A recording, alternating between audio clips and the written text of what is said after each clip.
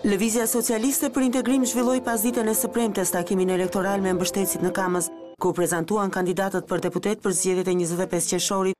Kreu i Parlamentit në detyrë Ilir Meta kërkoi nga mbështetësit që në 25 qershor të nxjerrin LSI-n forcë të parë për t'i dhënë mundësinë asaj që të drejtojë qeverinë.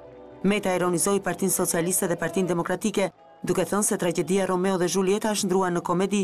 Mos alini Shqipërinë oligarkëve, merreni Shqipërinë në duart tuaja, duke votuar numër 1, duke votuar LSI-n në 26 qershor në mëngjes, se ata do t'i bien e do të futen sherr kush të arri Petrit Vasilin i parin telefon dhe do t'i thonë, Petrit, vlla, urime, Romeo dhe Julieta nga tragjedi tani do përjetohet si komedi, një komedi e papar. I ashpër është treguar dhe kreu i Lëvizjes Socialiste për Integrim Petrit Vasili, i cili tha se pushteti duhet ikë nga duart e oligarkëve. Kompromis për ne është vetëm interesi qytetarëve. Ata që duan oligarkët, le të rrinë pakic, të rrinë të dytët, të rrinë të tretët, të katërt, sa duan të rrinë, po nuk mund t'jenë miq tanë.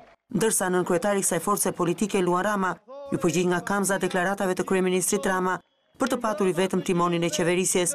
Siç tha Rama, koha e timonerit të madh ka vdekur që me Mao Tse-dunin. Ne nuk ju ftojmë të na jepni votën për t'i dhënë timonin një timonjeri, sepse koha e timonjerëve ka perënduar që me vdekjen e Mao Tse-dunit.